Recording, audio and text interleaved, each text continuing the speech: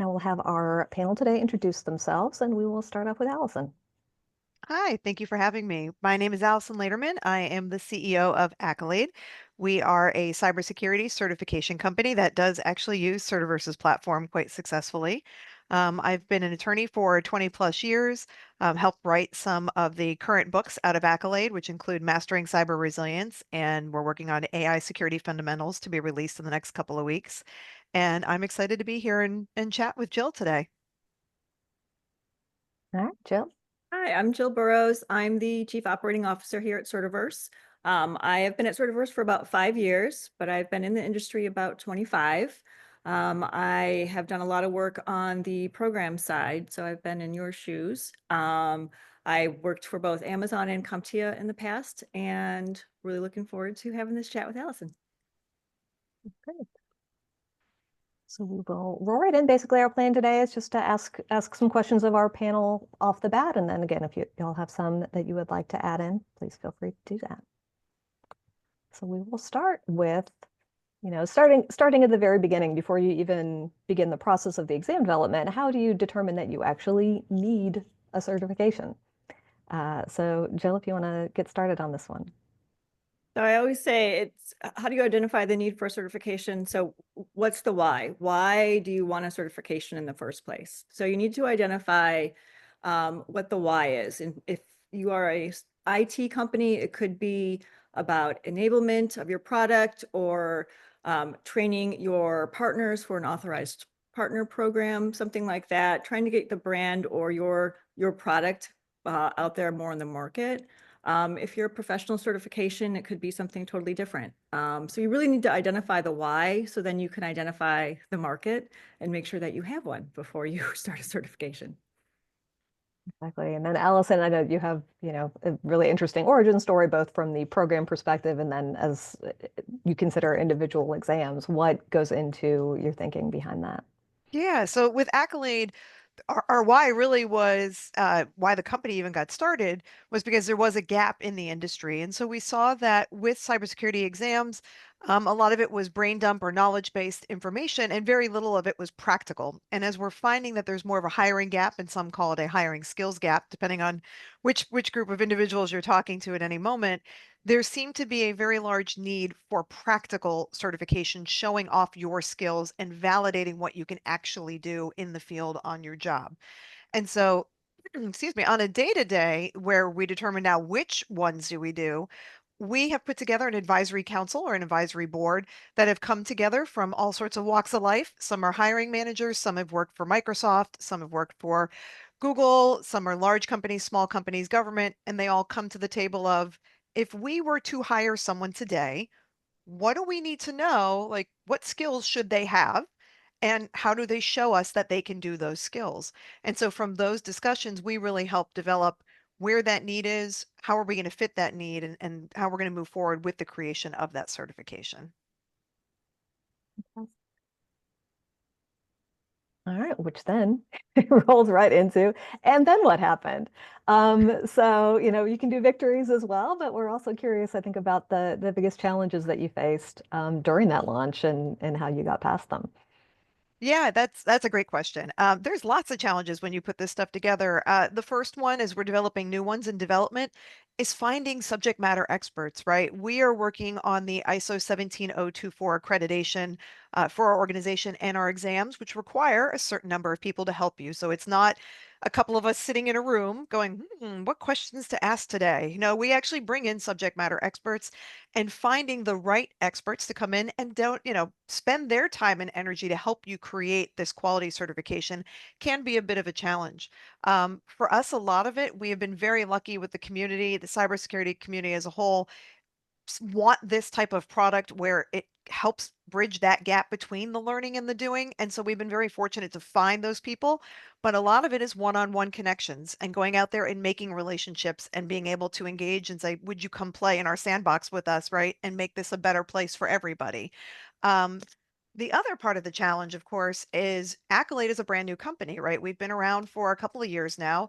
Obviously, we're not a CompTIA, we're not a People Cert or an IDOL or some of those other names that you know.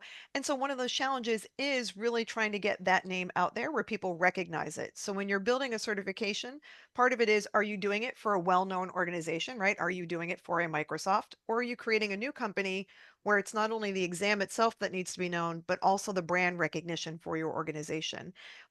For us, the way that we've really been tackling it again is that one-on-one. It's a lot of grassroots. It's the long, slow process, but really when people are part of the process, and when they have that buy-in, they feel strongly towards the product that we're putting together. They get to experience it and see it, and that ends up being, like I said, a slower build, but it gets you there and gets the recognition with hiring managers and organizations. But it is a challenge, right? Because how do you get it done before you run out of money, right? If you're doing something unique, it takes money, especially if you're building technology like we are.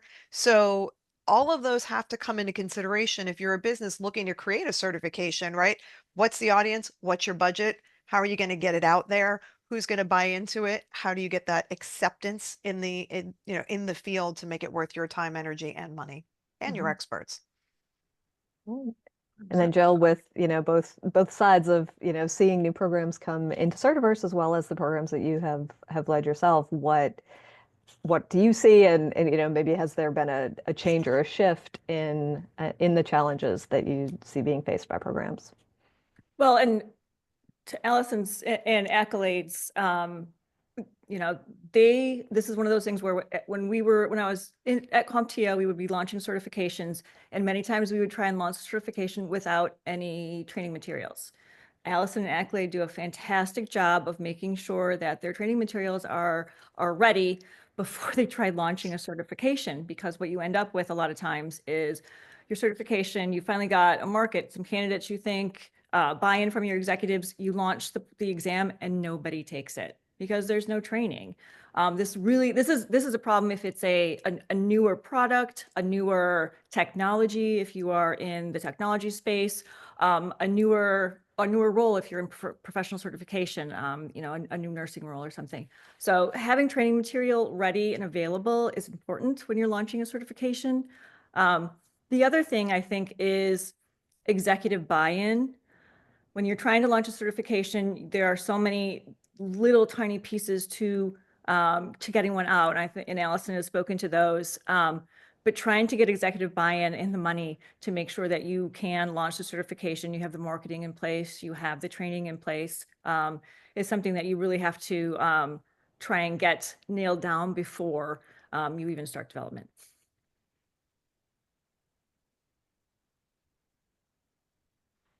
So, we've discussed a little bit about the buy-in on, the development side and then getting things out into the market as well. But I wanted to get a little bit deeper into that question. So what, specifically, what are the strategies? What's the type of outreach that you found has been the most effective in getting, both the industry recognition and that adoption of the candidates for a new certification? So Jill, you want to kind of continue on that path? So obviously the most effective strategy is going directly to your industry associations and sort of doing, like Alyson said, grassroots, really lobbying to make sure that, one, this is a certification that people want or people need, and then just getting the word out there. So presenting at industry conferences, going to, creating your own expert panel and invite them in. And that'll give you more word of mouth. That'll give them buy-in into the certification as well. In other markets, I have found that getting, and again, Alyson can talk to this, which real life, getting buy-in in a school setting. So if you have a certification and it's kind of at that level where it's maybe not quite completely entry level, but it's something, if you can get that embedded into a school curriculum, community colleges, even higher ed, anywhere, that really can move the adoption of a certification quickly. So I'll just say ditto. I don't want to repeat everything that Jill said, so but we agree with everything that she said, and I'll just jump in on the education piece. So that is something I'll talk from practicality on the Accolade side.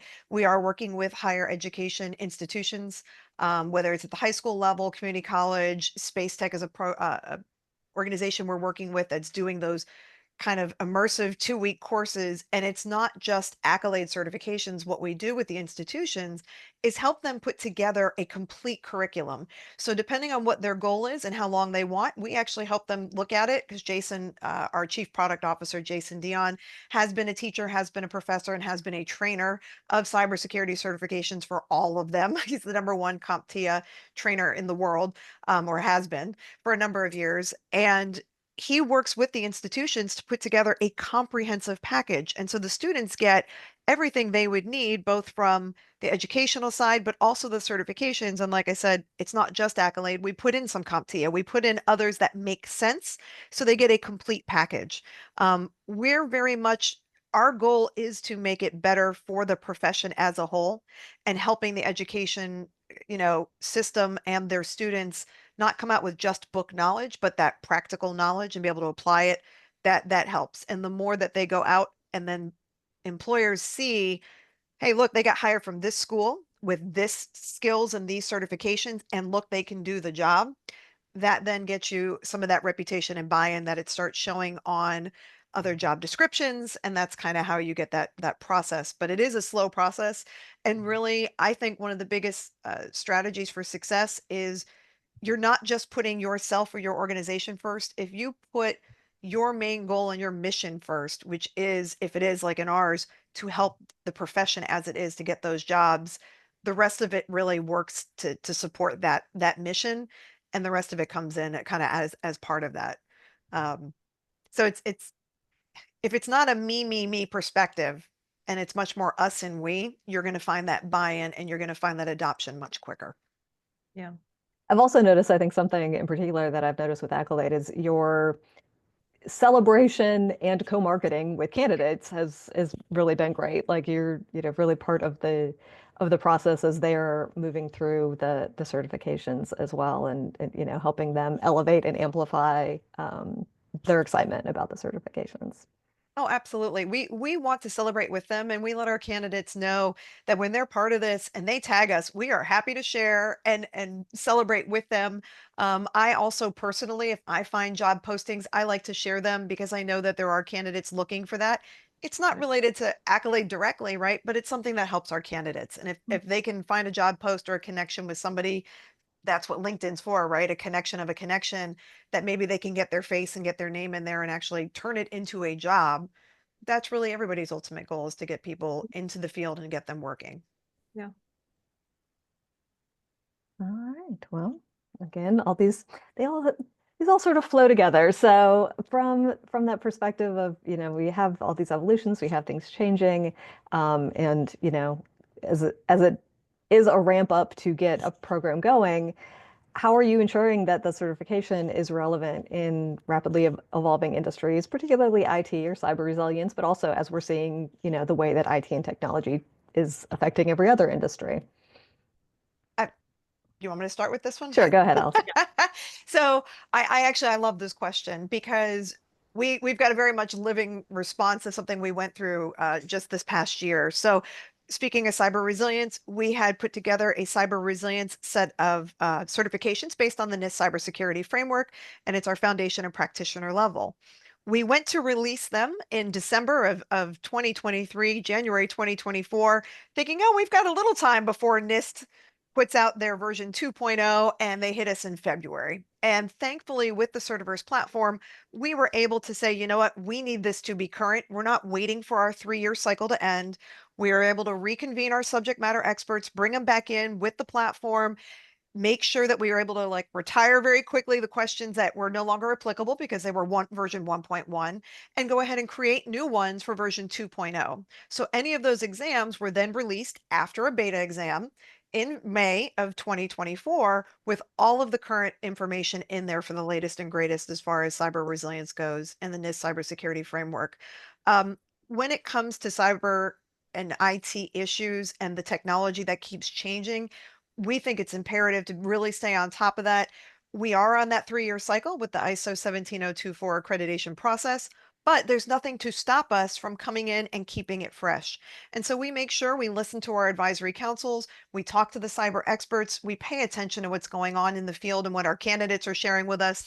Along with celebrating, we ask them for feedback. We want to know what's happening and what needs to be. We're not trying to hop on every trend, but if there's something that is clearly in there and something they need to know and change, using the Certiverse platform has made it much easier for us to get in, make those changes, and keep ahead of the game. And with that, those emerging developments. That's why it also helps with that education piece. To go back for a second on that, education has a lot of red tape, the institutions that they have to follow. And by working with the certifications that are trying to stay ahead, it helps their students get the baseline knowledge, that foundation, and the current information they need to succeed in the field in today's market. So that's how we try to make sure our certifications work. But Certiverse has been a wonderful partner in that regard to let us get in there and be able to use the platform in a way that keeps it fresh, keeps it current. If we need to take out questions because they've been compromised or exposed, it's easy to do that and keep that stuff going so that we're not going to end up on a website where people cheats with all the answers. It's going to happen, but we can make that change quickly because of the way that the technology is built for us to do so. Exactly. Yep. So I agree with everything Alyson said. When I was on that side of the ball, so to speak, it was really about strategy and policy. So at a place like Amazon, AWS's, their technology would change in a matter of weeks. I mean, we wouldn't even have, items written and it would, we're at another version, whatever. So it really was a matter of kind of adopting a policy and a strategy with our exam development, which turned into how we do Certiverse. But it's continuous item writing, it's continuous development. And so you really need a way to do that effectively and cost efficiently, because anybody who is still bringing in SMEs and sitting them down in a room and having them write for weeks knows that that is just cost prohibitive, extremely expensive, and you really can't do that and keep up with any kind of relevant change in an IT or cyber resilience or any kind of tech industry. So try and come up with a policy for continuous development. Have your SMEs do it asynchronously. So you can send out an email and say, hey guys, we just got a heads up that this technology is changing. Can you go in? We have some terms and tech or some tasks up there. Can you write some more questions? And then you're ahead of the game. I mean, Amazon was at one end of the spectrum of rapid change. So I feel for anybody who is in technology, but that's really how you have to look at it, is trying to stay ahead. Yep. Perfect. All right, and then I'll just give a heads up to our participants. This is our kind of our last pre-planned questions. So if you have any additional questions, feel free to put those in the chat or the Q&A. But we will continue with our panelists now. So we talked again a little bit about this earlier, but just getting a little deeper into how these relationships develop. So what we'll do, partnerships with employers, hiring managers, industry groups, and educational institutions play in the success of the certification program. And really, how do you ensure those partnerships, grow them, and keep them connected with your program as well? So Jill, you want to get started on that one? Sure. I mean, these groups, these people, these are going to be your subject matter experts. They're probably going to be your candidates. They're also going to be, part of the industry that you're trying to certify. So all of these relationships are key.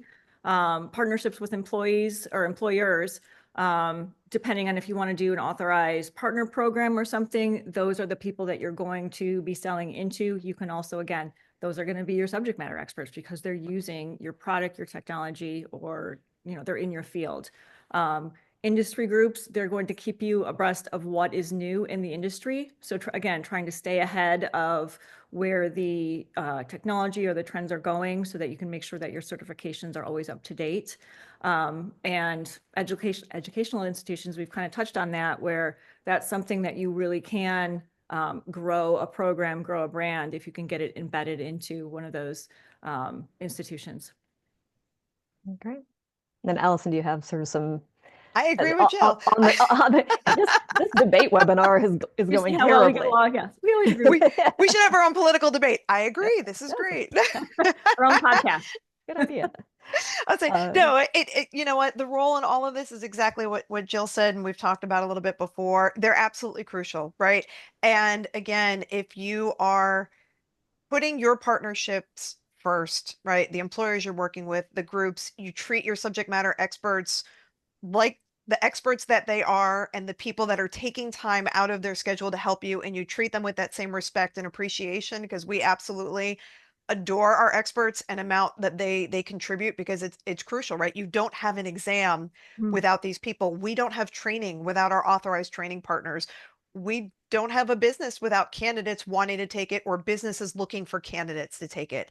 And so it's really about building that trust and building that relationship. And it's a whole lot of peopling and a whole lot of being human, because it's not just putting a shoe out on the market, right? Or a widget or something. It is something, when you're building a certification, somebody's trusting you to have the right amount of knowledge to validate their experience to get them in the door for whatever it is, whether it's a promotion internally, right, in their company, if their company's doing it for themselves, or if it's you're trying to get your foot in the door because somebody's asked for it on a resume, or I just need to stay ahead of the knowledge that's out there and the changing, technology and things that are out there, so I can present myself in a better light for that promotion, for the next job, for my serving as an expert in that field, writing a book or whatever it might be, why you're using that certification. And so you really have to keep your why in mind. And at the end of the day, the why is always the humans you are trying to support and the humans you're building it for, and that you're doing the reason you're doing it. And so that is crucial, because if you give to them, it's just natural human reaction that we're going to support each other. And it's not just a checklist. It's literally, you need to support those other people in those organizations and what they're doing. And we are extremely grateful to Certiverse. They have been nothing but supportive. So it's not just a technology that we use. Honestly, I call Jill with any question I have. Quite frankly, if something comes up and I'm like, hey, something's a little off, I know that I can make that phone call to Jill or to Ruben, right? The CEO or the creator of Certiverse. And so those relationships are crucial in anything you build in your business, certification or otherwise. So do not take them for granted. We very much appreciate it. So. Excellent. All right. Well, we do have a few questions that came in. Main one being there was a question if this is recorded, which it is, and so we will have the video available. So please feel free to share with other interested members in your organizations. And then some specific questions. One was, do you charge for the training materials that you are providing to community colleges or high schools when you're working in those educational partnerships? I'm going to guess that was for me. I'm guessing. Well, because each may do it a little bit differently, right? So under the ISO 17024, Accolade itself cannot create its own training. We have to keep the people who write the questions separate from the people that provide the training, because we don't want there to be impropriety, right? If you've seen a question, unless you've taken the exam, which is very different than writing and seeing all the questions, right? It's a different experience. And so our authorized training partners, they do charge for their material that they have out. We're making it accessible on our platform for a discounted rate type of thing. And that's something we're building in our own learning management system right now. But what we do offer for free for anybody who wants to go onto accolade.com, we give you the exam objectives. You can see in detail all the domains, the areas we're going to test. We also give out 2 free full-length practice exams. So we do count that not as training materials, but as study materials, right? So most of the stuff we're training on actually is free information. If you want to study the CS cybersecurity framework, the NIST CS NIST Cybersecurity Framework version 2.0, you can go on their website and download the document for free, and then measure it up with the objectives and start taking those practice exams. We have a free mini quiz and then full-length timed quiz within the members portal. So some of it's free, some of it is charged. Now, if we're working with specifically higher educational institutions, we can put together deals where we have further discounts because we want to work with our educational partners. So that's a little bit different than just somebody coming to the website. Jill, I'm going to let you tackle it from your side. I know you've seen it from different perspectives as well. Yeah, and I mean, like you said, it's going to depend. So depending on whether you're using the training materials as a revenue stream, and again, if you're ISO 1704, this is a separate part of your company who is doing the training from the people who are doing the examination stuff. But either way, if you're using the training as a revenue stream, then most times you're going to try and sell it, or you're going to bundle it. So I've seen a lot of people do the training material and the exam voucher bundle. And so you can usually kind of give a discount for the exam or give the training material for free and have them pay for the exam. I've seen a lot of that kind of combination in the business. And we're doing bundles as well. So what we're working on, and we're rolling these out right now, is a combination of, if you want a self-starter, right, type of thing. So we give you the book and a voucher and a potential for a retake, right, Mhm. type of situation. If you want the training with it, right, you can do the exam, a retake, the training, and the book. If you want a complete pathway, it's both exams in that particular pathway, the retakes, the book, and both sets of training. So we try to make it, and we give discounts, right, for those bundles to make it easier, so you're not, but you can also pick and choose, right? If you're like, I know this topic, I only want to do, I can do this self-starter, but this seems a bit more advanced, you can pick and choose the pieces that work for you. Yeah. And then we do have actually two kind of interconnected ISO 17024 questions. One being, how is that certification approval impacted when you're continually updating the assessment questions? And then if you can provide kind of average costs that you encounter to create a, a certified approved ISO 17024 exam from start to finish. I think we know what our next webinar should be on. Oh yeah. I can take the first one on the continually updating the assessment questions. So this was my strategy for many, many years. And when I was at CompTIA and at Amazon, all of our exams were ISO 17024 accredited. It does not affect the your accreditation. So there are caveats. So if you're changing exam questions, you're not just pulling exam questions out and leaving the exam out. You're versioning the exam and you're documenting that you're versioning the exam, and you're making sure that you're still equating across all the forms. So that's kind of a non-negotiable. But changing the questions out in Certiverse is a 3-second process. So as long as it's still part of the JTA and part of the domain, you can switch them out, but you have to version the exam, and the assessor will want to see the versioning and the maintenance and the psychometrics all on that. So yes, you can do it. You just have to make sure you do it right. Yeah, there's no cutting corners. I'd like to say there's shortcuts. There are not. You're not. You really, Jill's absolutely right. You need to document the steps. You need to follow the steps each and every time. The steps, I think we could totally do a whole webinar on, Jill. Really. For sure. And as far as the cost goes, the answer on that really is it depends. So there's the cost for putting it together and getting the experts to come in. So we've been very lucky on AKYLADE. At the beginning, we were paying people to serve as experts on the first exam because it was the very first one. We've been very lucky to have a lot of volunteer experts who just believe in what we're doing and have been able to help us participate in that process. Depending on the type of exam, you may need to, pay or provide some kind of stipend for your experts. So that may be a cost. The platform itself, obviously Certiverse has its own schedule depending on who the partner is that they're working with. And so you have those costs for not the building of the exam, right? But you've got people taking beta exams and the cost of vouchers, right? And that type of thing. And the technology that's built in there. And then of course the accreditation process has its own costs.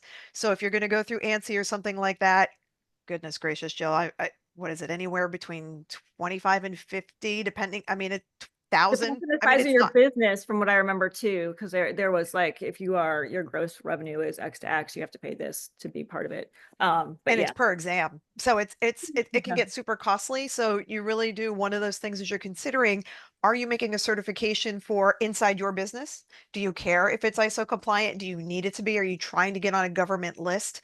Those are all things to think about because there are various expenses that go up exponentially depending on what your organization's goals are for that certification. Not every exam needs to be ISO certified.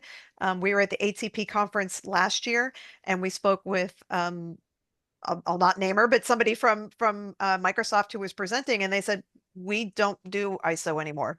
that just for them, they don't need You to. don't need any. Right. They're like, you know what, people know who we are and we're not doing government contracts necessarily. And so we just need the certifications and people keep taking them because their name is recognized, obviously. So And all of Liberty that's going to runs that filter. program, and I guarantee you, Liberty's Yeah. exams could be ISO certified. I mean, she's Oh, meticulous the way she does them. So yeah. I think you can do a ISO accredited development process, and it should be the same process you would use for any exam. Where Mhm. it gets expensive is on having to do all of the auditing and all of the reporting and all of the documentation that's separate from creating the exam, and that can get very, very expensive. I You're would, exactly right. yeah, and your Yeah. budget for what do you budget for entire certification depends on who you're using. You know, not to make it a commercial for certification or for Certiverse, but it's much less with us than if you're using another vendor who is going to sit in a room with them and you know, bring your SMEs in and the whole 9 yards. So the ISO building the exam itself can be cost effective. There will be a Certiverse plug at the end. Give us a call and we'll show you how. But yeah, so it's not necessarily the development process in 17024. It's the other parts of it that you really, like Alyson said, make sure it's something you really need, because it's not easy. It is very time consuming, but it does prove that you have done everything right when you've developed that exam. Say, and just to echo on what Jill said, we build all of our certifications under 17024. We work with the psychometrician, we do the beta exams, we do our JTAs and our surveys. We go through all the steps because we want that level of expertise, that it was done right, that it's what people need, that we're meeting the metrics, that we're doing all the pieces necessary to be reliable and respectable. The expensive piece, as Jill said, is going through that final audit, and it is time consuming. It's not like a month or two process. It is a significantly long process, and it's each exam and each each exam and each budget as you go through it. Yeah, So it is by exam. I saw one other question, not to answer for Alyson, but they no, go do ahead. their proctored exams on Certiverse. I did see that Oh, I question. answered yes on that as well. Okay, like, I did see, Yes. yes, they do. Yes. Can I try and share an estimated overall cost? So again, it's going to depend. It's going to depend on what your internal employees or what your internal group looks like. It's going to depend on how many questions in your exam. It's going to depend on how many SMEs you can get. Do you have to pay your SMEs? You know, back in the day, it was about $150,000 an exam. And we can do that now for a fraction of the cost. So again, depending on who your vendors are and how involved you will you be, you know, in there working yourself, or do you want to give that over to, you know, some sort of consultant? It's really hard to say without knowing you, anonymous attendee. But if you give me Yeah, a call please, yeah, directly, I will feel talk free to reach out. to you. We would be happy to Yes. show you the different subscription tiers for Certiverse, which, you know, if separate from the ISO costs, Yeah. just the basic you know, budgetary levels as far as getting just set up on the system. We do offer, you know, unlimited JTAs and exam development for one subscription price. So it really can vary depending on the vendor that you're using. So, you know, we can speak for ourselves. So please, you know, feel free to reach out if you would like more details than we have been able to provide in this time. Thank you to those who have stayed a little bit over. I know we had lots to talk about. So thank you again to Alyson and Jill for joining us today. We will have this up on our YouTube channel along with all of our other mission control webinars. So if you need to reach out on LinkedIn, there's information there, or you can always just reach out to answers@certiverse.com for more information. Thank you all so much. We'll see you next time.